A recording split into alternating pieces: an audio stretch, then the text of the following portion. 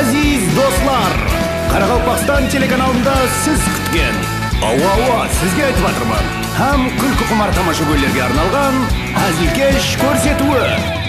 Bugungi ko'rsatuvimizda yaxshi, o'zingiz ko'rib olasiz. Demak, hozir hazilkesh kutib oling. Yumorbek.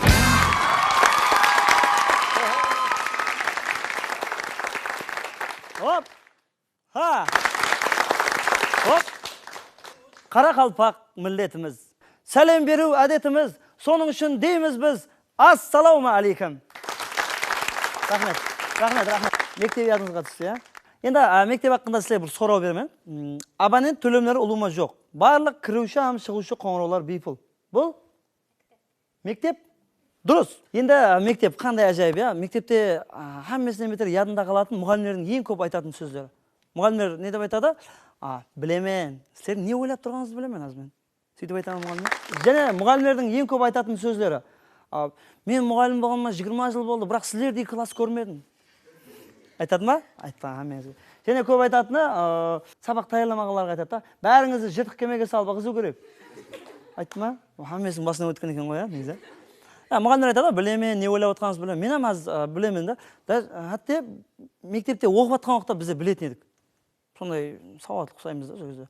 Біздерден білетін еді, себебі формасы барлар алдыға өтсін деген уақытта, ямаса мектептің алдындағы үлкен есігін ашып қойса, біздер комиссияға келген білетін еді. Басқа уақытта hamma алам арттан кіреміз ғой біздер. Мектеп қандай ажайып. Мысалы, бір көрсету бар, Қарақалпақстан телеканалы білім ринг деген. Білесіз бе? Закауат деген көрсетулер бар, білім рингке ұқсайтын.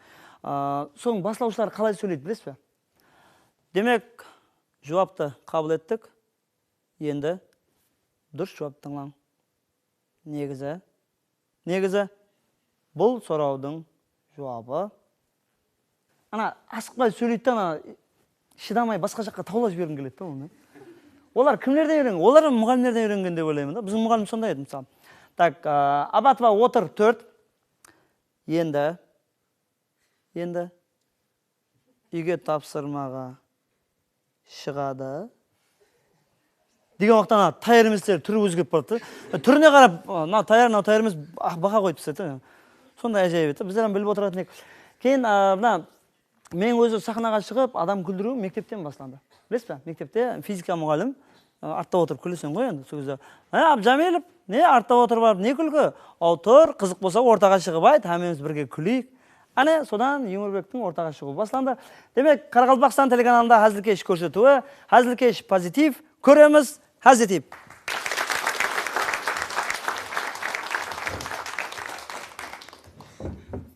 Енді мектепте ең қиыны мектепте ер балалар үшін да артқы партада отырып алып, тап бір жазып отқан адамның түрін істеп отыру бар ғой, ең артта отырып.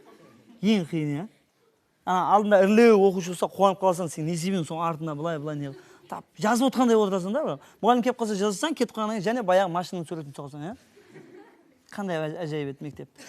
Енді бақшадағылар тезірек үлкейіп мектепке барғысы келеді, мектептегілер тезірек колледж, лицейге өткісі келеді.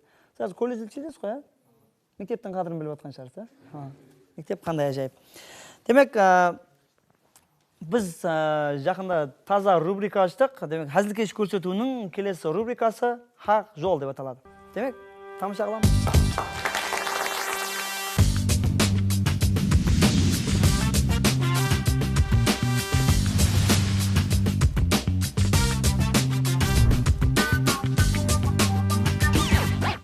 Ассаламу алейкум, құрметті жолаушылар. Баршаңызге хақ жол тілеп, Қарақалпақстан телеканалы Hazilkesh көрсетуі Хақ жол рубрикасын бастайды. Хақ жол бұл әзіл ойын рубрика. Ойынға қатынассаңыз, жеңімпаз болсаңыз, хақ жолда жеңімпаз болғанға біздер жол ақын төлеп береміз. Демек, өзі 3 сұрау беріледі, жеңімпаздар 3 адам қатынасады, финалда 1 адам жеңімпаз болады. Демек, бірінші сұрау, белсенді қатынассақ болады, өтініш қыламыз. Бірінші сұрау, прейздер жіберіп отырың дейді ғой, маршрутқа мінген уақытта. Прейз сөзінің қарақалпақшасы қандай? Жолақы. Жауап дұрыс, бір шабала қошеметтер, жолақы. Демек, хақ жолда бірінші жеңімпаз жолақы, сізге жолақы төлейміз, кейінгі басқышқа өттіңіз әзірше. Демек, екінші сұрау, маршрут деп айтамыз ғой, маршрут сөзінің қарақалпақшасы қандай? Жөнеліс. Дұрыс, жөнелісі такси. Дұрыс па? Дұрыс. Сіз рахмет, шапалақ құр. Үшінші сұрауы, демек, екі қыздар жігіттерден қатынасса болады. Үшінші сұрауымыз остановка дейді ғой, остановка сөзінің қарақалпақшасы. Қандай? Бекет. Сіз бір жеті болды ма деймін Қазақстаннан келгенсізге? Бекет ол қазақша болады, қарақалпақша. Қандай? Абас қандай? Бәндіргі. Остановка сөзінің қарақалпақшасы бәндіргі. Демек, екінші басқыш басланды. Бірінші сұрау. Кімде жауап бар болса, қысынбай айта білсе болады. Бірінші сұрау. Осы жөнелісті такси деп айтылады ғой, маршрут. Осы жөнелісті таксиде ең көп адам түсетұғын бәндіргінің аты қандай? Ең көп адам түсетін қандай? Базар. Базарда емес, ең көп адам түсетін. Қандай? Сіз енді сіз қатынасып отқан жоқсыз, екінші басқаша яқшы ол сұрауды өткізу, ана жерде тоқтатып кетесіз бе деген, ең көп адам түсетін сөйлелерді тоқтатып аласыз ба деген. Осы машинада бара тұрып, адамлардың телефоннан ең көп айтатығын сылтауы қандай? Және. Соған ұсайды. Жақылап қалды. Жақылап қалды. Шапалақ қошеметлер. Жақыладым, аз баратпам не деген, бұрылып атпам деген. Біз әзірше жеңімпаз болдыңыз. Демек, келесі сұрау. Той берген адам, той тарқағаннан кейін адамлардан не сұрайды? Ой, жақсы өтті ме? Өтті сұрамайды. Той беріп көрмедіңіз бе деймін, той берсен шақырың 390-81-23 ме? Мен бардым ба тойға? Той тарқағаннан кейін не деп сұрайды адамлар, той берген адам? Не қылып сұрайды? Қандай? Тойдың палауы қандай болды деп сұрайды. Шапалақ қошеметлер. Тойдың палауы қандай болды деп сұрайды. Яқшы, келесі сұрау. Тойда ең қымбат сауғалар неге салып беріледі? Қандай? Конвертке. Ол енді сіздің тойыңызда болған шығар енді. Қазіргі тойларда ең қымбат сауғалар неге салып беріледі? Білесіз бе? Білуіңіз керек қой. Тілекке салып беріледі. Тілекпен беріледі. Не? Қандай ыдысқа салып беріледі? Қандай? Тарелка. Кондуктор деген қарақалпақшасы не? Қанды ішетін доктор жеңімпаз болды. Шапалақ қошеметлер. Проезд бер, жолақы бер деп та. Рахмет. Және келесі сұрау. Ең қымбат дәптер. Бұл қандай дәптер? Ең қымбат дәптер. Ең қымбат дәптер. Офсидар. Қате, жоқ қате. Қандай? Соған ұсайды. Соған ұсап кетеді бірақ. Бұл тойда ғой список дәптер. Қандай? Қарыз жазылған. Мынақта бір шапалақ қошеметлер болсын. Рахмет. Енді біз финал екінші басқышқа өткелерден жауап күтіп неге дұры айта қоймады. Әзірше жеңімпаз кім болды? Жеңгеміз ба? Жеңгеге пресс, кім өте беріледі төлейміз деп. Апа, сіз сендіңіз бе? Яқшы, сізге жолақы төлейміз. Апасына сізге жолақы. Хақ жол рубрикасында жеңімпаз атыңызды айтып ең? Сарбыназ жеңгеміз. Бір шапалақ қошеметер. Хақ жол рубрикасының жеңімпазы Сарбыназ жеңге. Сізге жолақы. Енді екінші басқышқа өтіп болып, бірақ ұтылып қалған. Сіз ажпамызбен қарындасымыз тоқтатып аласыз ба? Өтініш сөйле, тоқтатып алың. Сізді қапа болмаң, ұтылып қалған үшін неде түсіріп кетеміз бізде. Есікті ашамыз. Сендіңіз бе? Түскеннен кейін сенесіз қойды. Ойнамайды. Енді екінші басқыш, екі сұрауға қатара жауап берген адам жеңімпаз болады. Екі сұрауға қатара жауап берген адам жолақ төленеді. Бірінші сұрау, машин оңға бұрылған уақытта қайсы дөңгелегі айланбай тұрады? Қандай? Артқы? Оң жақта қате, жауап қате. Қандай? Шеп жақтағы? Яқ. Әмес айналасаң? Әмес. Қандай? Запас қолын. Демек, біз давам етеміз. Қарақалпақстан телеканалында Hazilkesh көрсетуі. Hazilkesh көрсетуінің қауендері.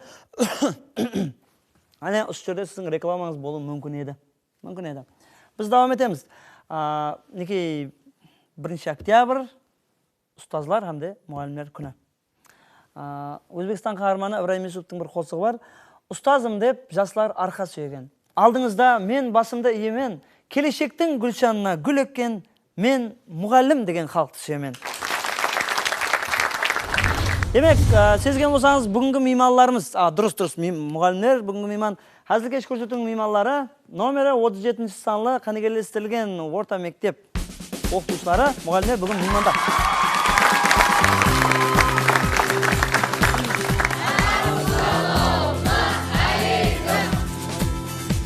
Hoş geldiniz. Hoş geldiniz. Buyurun efendim. Bayramlar kutlu olsun. Hoş geldiniz.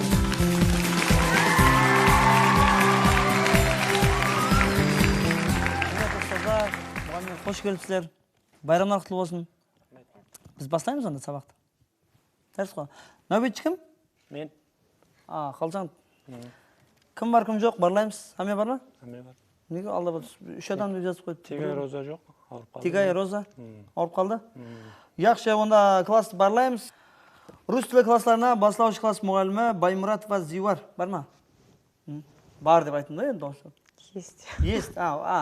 Рус класс айтпақшы. Так, математика пәні мұғалім Тегай Роза. Жоқ, ауырып қалды. Жоқ, телевизиядан көріп отқан болса, сәлем жолдаймыз. Ендігідей қалып қоймай Тегейлі. Һәм оқушылардың ең жақсы көретұғын пәні дене тәрбиесі пәні, ең жақсы көретін. Дене тәрбиесінен ұстазлық қылатұғын мұғалім Қалжанов Тимур. Мен. Өзіңіз бір формалы жігітсізді. Көзің дейіп қалмасын. Соң үшін формамен келгенсіз ғой. Демек, мінекей танысуам алдық. Еш қысынбай, өз үйіңіздегі деппен ғой, өз мектебіңіздегідей болып отыра берсеңіз болады. Шай ішіп отырмын. Шайым жоқ. Қуаныш? Шай тайырлап жібердің елге? Шай? Шай. Заварқы жоқ. Маған емес, мұғалімдерге. Қазір бірмін. Сөйтеді, мұғалімдерге шай десең дәру тайырлайдылар, бірақ маған жоқ неге түсінбеймін. Енді сол мұғалімдерге шай беріп дегенде ертең сіздер шақырасыз, сөйтіп қатынасып кетеміз деймін да. Дұрыс емес пе? Дұрыс. Онда бүгінгі өтілетін сабаққа командаңызбен ойласып қалды, бір тема таңлап аламыз. Сіздерде екі тема таңлау имканияты бар. Екі теманы қосып өтсек болмай ма? Екі теманы қосып өтсек болмай ма? Екі теманы қосып өтсек?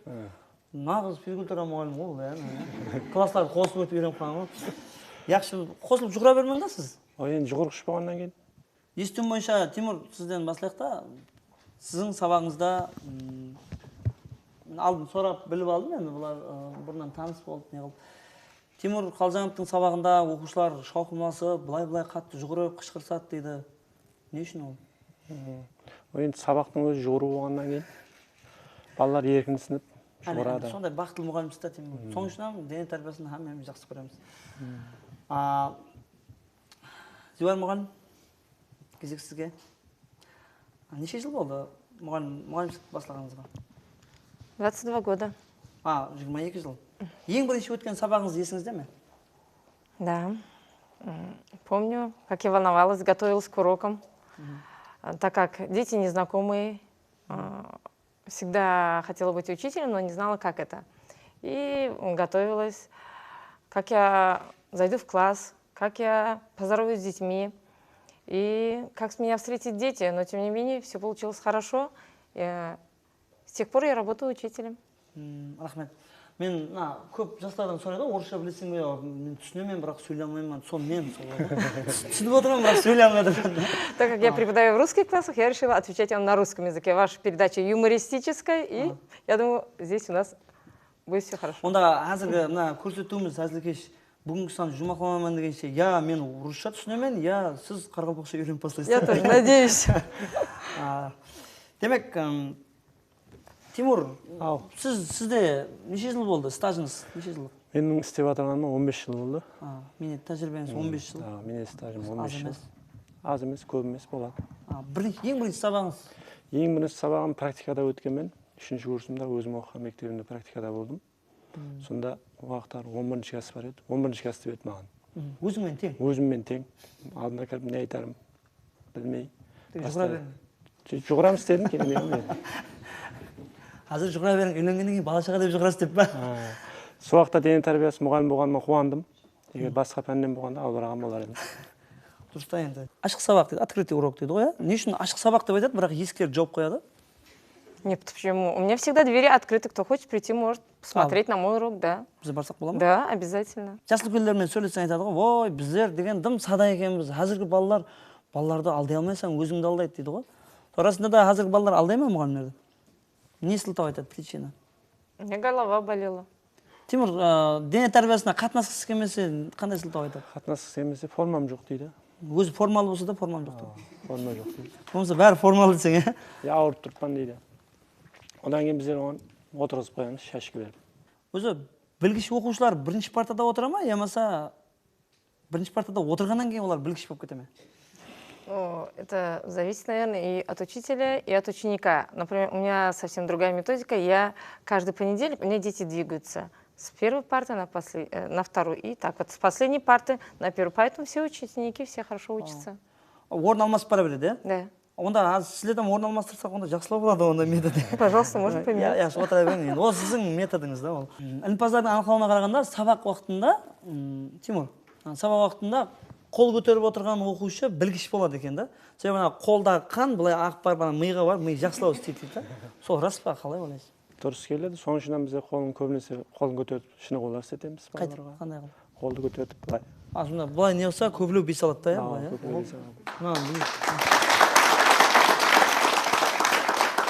Ямаса мынандай жоғарылау көтерсең, миға барады да. Қазіргі кәсібіңіз мұғалімшілік қой енді. Өздеріңіз оқушы дәуірге қайтайық та, өздеріңіз мектепте. Мектепте әрбір мұғалімнің өзінің сыртынан ат қояды да. Мысалы, химия пәні мұғалімге арналған қосық бар еді. Тақмақ. Сіз білесіз ба? Химия мұғалімге не деп бір тақмақ бар, Тимур білесіз?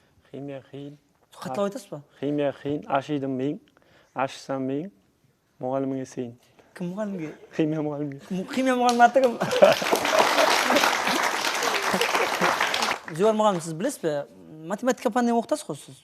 Да. Родной язык, математика, бәрі. Оқушылар сіздің қандай сөзіңізден көбірек қорқады? Не знаю. Скорее всего, не боятся, а ждут интересного чего-то на уроке. Каких слов? Жауап қате. Мынандай да, бұл статистикаға сүйенеміз біздер. Кітапларын жинаң, әме 2 бет қағаз алың, контрольный болады.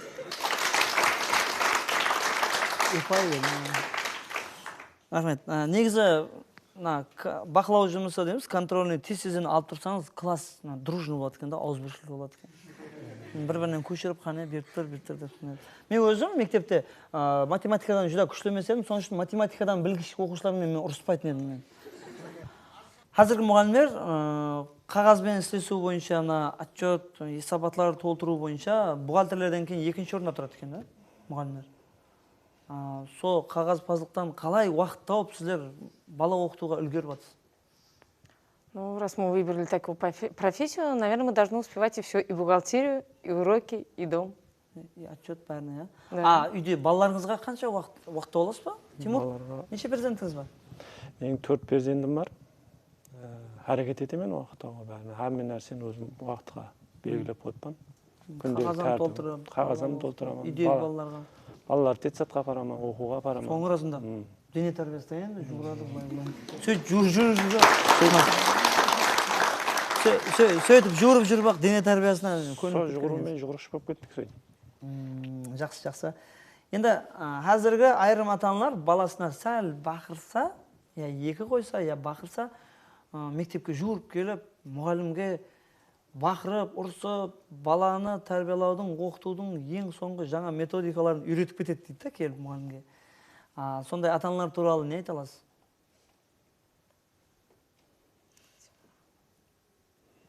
Ұшырасып тұра ма? Мектепте бар ғой? Да, приходят такие родители, но правильно, они тоже воспитывают своих детей и считают, что они правы.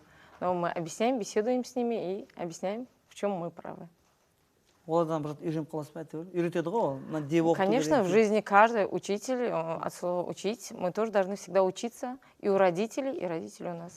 Техника рауажланып жатыр, тезлік әсірі соған сай жаңа айтып жатсыз ғой. Оқушыларым соған сай рауажланғаннан кейін кітапларым құрамаласып баратыр. Енді оны біздер түсінбей жатқан шығармыз ата-аналар. Енді сондай рауажланып жатырған дәуірде жасап жатырса, ұялы телефон әмме бір массалық түрде әммеде бар. Хәтта айрым оқушылардың телефоны телефоны ана оқушының өзіне қарағанда ақыллылау да, айрым телефондар. Телефонға қарсы қандай шаралар қолданасыздар? Беседуем с родителями. Ата-аналармен сөйлесесіз? Да. Телефон арқылы.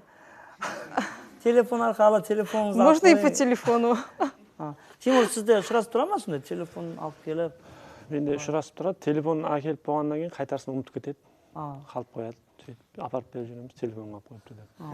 Үйіне апарып беріп болмаса? Классына апарып береміз. Тимур, сол жұмыс барысында, балаларды оқыту, дене тәрбиесі пәні уақытында қызықты оқиғалар болып тұратын шығар? Тез-тезден ұшырасып тұрады. Тез-тезден. Қызық емес оқиғаның өзі жоқ дейсің? Сабақтың басталуынан басталып өзі қызық болады. Сондай бір-екі қызық айтып берсеңіз бізге. Қазір. Мен өзім начальный класста дене тәрбиесінен оқытамын мектепте. Класстан барып әкетемін оқушыларды. Екі қатарға қоюым керек. Екі қатарға қойып болғаннан кейін бір қарасаң, үш қатар болып тұрады балалар. Ол мен сіздерге екі қатар тұрың деп айттым ғой дейсің. Көз жұмып былай деп қарасаң, және екі қатар ма? Қайтадан екі қатар. Сөйтіп оны екі қатарға дізіп спорт залға алып баратқан ақта сен ізіңе еріп кеткен оқушылар бір қарасаң жартысы столовыйға ұрып кеткен болады. Негізі спорт залға қарағанда асханадан жақсы шығып тұрады да былай. Кетіп барады. Онда сізге мәслихат етеміз, бір мазалы бір екі бір зат пісіресіз да, бір пирожки ма, сөйтіп соң иісін шығарып спорт зал.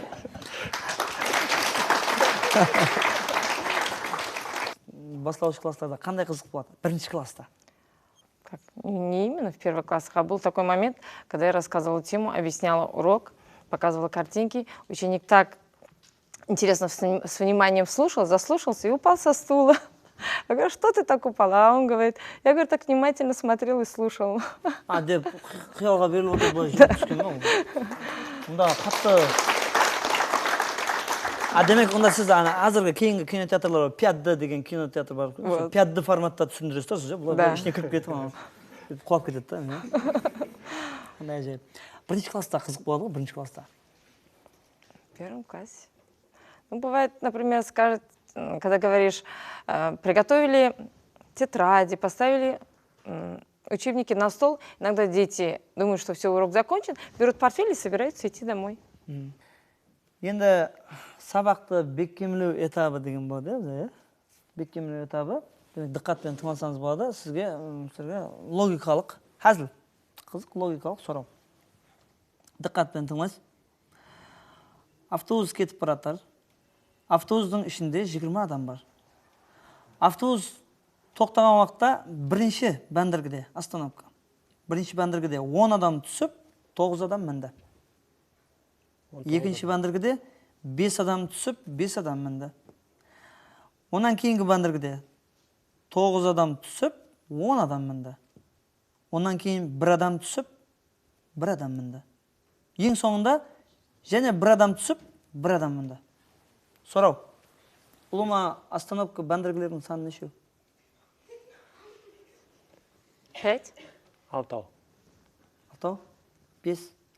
Сіз 5 екеніне сен тұрспай, әмесе 5 деген бақан жақсы көргеннен кейін бе? Возможно, потому что мне нравится эта оценка. 5. Онда 5 болса 5. Остановка бәндіргілердің саны 5-еу еді. Екінші тапсырма, оқушылардың ең жақсы көретұғын сабағы. Не деп ойлайсыз? Ну, наверное... Физкультура, дене тәрбиесі. Одан басқа. Другое? Рисование, наверное. Оп! Сіз не деп ойлайсыз, Тимур? Менің сол пікірдемін. Сурет сабағы ма? Демек, онда ендігі сабақ сурет сабағы. Біз мына жерде қалемдер таяр, екеуін аласыз. Сіз екеуін аласыз. Зуар мұғалім, сіз доброта, жақсылықтың суретін саласыз. Тимур, тәрбия. Балаға тәрбия. Тәрбияның суретін саласыз. Таймыз ғой. Демек, уақыт кетті. Демек, Зуар мұғалім жақсылықтың суретін салады. Жақсылық деген қандай болады, аз көреміз. Тимур мұғалім, тәрбия. Тәрбия қандай болады? Тәрбияның суреті. Уақыт кетті.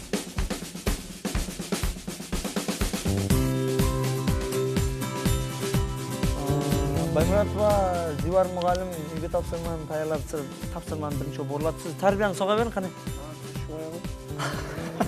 Және ма? Көрсетеміз, тамаша көйлерді көрсетеміз. Бұл не? Это доброта, улыбка. Жақсылық бұл күлкі. Улыбка, да.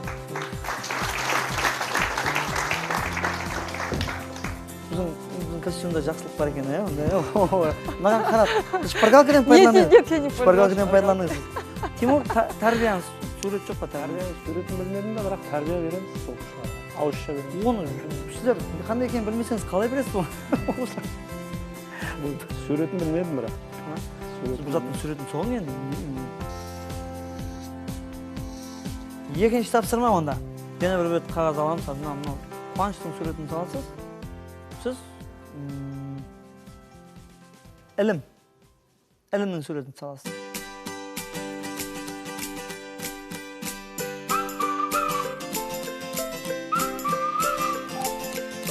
Көрсетеміз, сіздер мұғалім. Демек бұл... Когда светит солнышко, всегда все нам радостно. Это радость. Демек... Білімнің суреті. Білімнің суреті мен өзім ілімді кітаптан аламыз деп ойлаймын. Сол үшін кітап соқтым. Ажайып. Қасына үлкен қылып деп былай интернеттің белгісі бар ғой. Көрсетуімізге белсене қатынасқан үшін, тапсырмалар жақсы орындаған үшін сізге сауғалар бар. Егер мақұл болса, әзілкеш көрсетуі жамағат атынан қымбатлы уақытына жаратып келген үшін сол демалыс, өз бір күн демалыс болады арасында. Ол демалыста да демаламыз деместен сол көрсетуге мейман болып келген үшін рахмет дейміз. Әзілкеш көрсету атынан сіздерге бір гілем таярлағанбыз. Тойларда көп берілетін сауға гілем, өзі көп берілгенде де 2 рет берілді. Беташарда бір береді, кейін жинап алып қайтады. Кеште жастар тойында және береміз деп гілем. Біз сондай 2 гілем таярлағанбыз, оны бір тапсырамыз. Гілем болғанда жүда үлкен гілем емес, кішкентай гілемше десеген болады. Гілемше болғанда да коврик деп айтылады, орысша. Сіздер енді рус тіліне қанекелестірілген мектеп болған үшін. Коврик деп айтылады, бұл аз компьютерлескен заманда жасаватпыз, сол компьютеріңізға керек болатұғын, сол коврик, гілем. Спасибо. Рахмет. Тимур, сізге құқаймыз. Гілем, дивалға қыстырып жүрмен, бұны компьютерға пайдаланыз. Гілем дегенге. Сол. Енді әзілкеш көрсетуіне келгеніңізден пайдаланып, кәсіптестерді құттықтасаңыз болады, емесі сәлем жолдасаңыз болады, я бір тойға хабар айтамын. Қалеген, сізге имканият бар да? Пользуясь тем, что я участвую на этой передаче, хочу поздравить всех с наступающим днем учителя и наставника, пожелать им удачи, успехов в их труде, здоровья, счастья. Рахмет. Әзілкеш көрсетуіне шығып сөйлеумен пайдаланып, кіріп келатырған 1 октябрь ұстаздар күніменен, ұстаз оқытушылар күнімен, һәм ұстазларды, оқытушыларды барлығын шын жүрегімнен құттықтаймын. Семьяларында аманшылық тілеймін. Балаларды тәрбиелеуде шаршамасын, денсаулығы жақсы болуын тілеймін.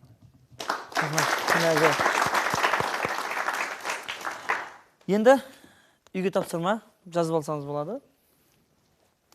Жас әулет білімге жұмсап бар күшін, ақыл зейні менен әлемді шолсын. Ватан үшін, адам үшін, халық үшін жанып жасайтұғын азамат болсын. Деген қосық.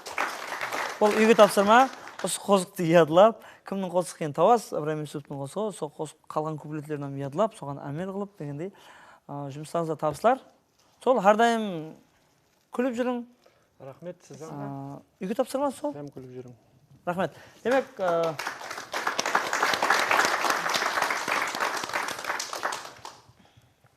естілет өтеміз Қарақалпақстан телеканалы әзілкеш көрсетуі. Енді бүгін жүда бір салмақ сақлап қалғаннан түсініп отқан шығар, мұғалім халқы бойынша күлсек ертең оқушылар жаңағы. Біздің мұғалім күледі екен ғой деп ертең жаңағы былай жеңіл қарап тәртіпсіздік етіп кетуі мүмкін, соның үшін зорға салмақ сақлап отырды өздері. Негізі әзілдеседі. Демек, бүгінгі көрсетуіміз мейманлары номері 37-ші қанекелестірілген мектеп мұғалімдері Баймұратова Зиуар hamda Қалжанов Тимур еді. Рахмет. Әлбетте бұл әзілкеш көрсетуді естіп өтеміз. Көрсетуіміз қауендері осы жерде сіздің рекламаңыз болуы мүмкін. Демек, Қарақалпақстан телеканалынан ұзақласпаң, басқа жаққа тауламаң, бар уақытта қызым жоқ дейді. Қарақалпақстан телеканалында көріскенше қош, сау, саламат болың. Рахмет.